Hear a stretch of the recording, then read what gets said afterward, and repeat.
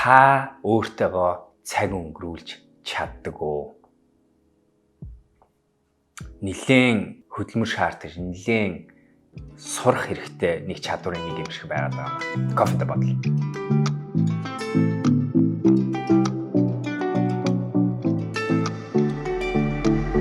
Тэр ганцаараа цаг өнгөрүүлж өөртөөгөө байж сурна гэдэг бол өөрөө бидний амьдрал маш их ач холбогдолтой чадвар.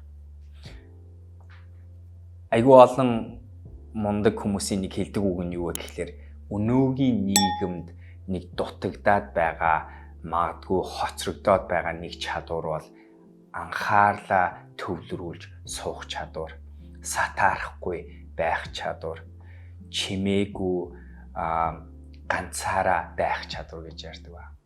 Тэнгуү тэр нь шаардлагатай тэр ганцаараа цаг өнгөрүүлж өөртөөгөө байж чадна гэдэг чинь өөрөө аюу хэцүү зүйл байна.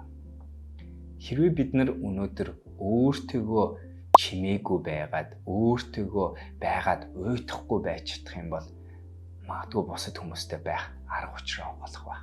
Тэмчлэгээр ганцаараа байж чаддаггүй хүмүүс бусадтай байж чаддаггүй. Бусадтай учраа олж байж чаддаггүй. Тэд нар ганцаараа өөрийнхөө учрыг олж чадаагүй бол бусдын эргэн тойронд өөрийгөө маллах, өөрийнхөө юу дуртайг мэдэх, юу дургүйг мэдэх, яавал уйтахгүй байх уу, яавал сонирхолтойгоор өөрийнхөө амьдралыг бусдын эргэн тойронд бусдтай хамт зохицуулж авах жоох уу гэдэг зүйлийг мэдэж чаддаг байна. Та өөртөө цагаа өнгөрүүлж чаддаг уу?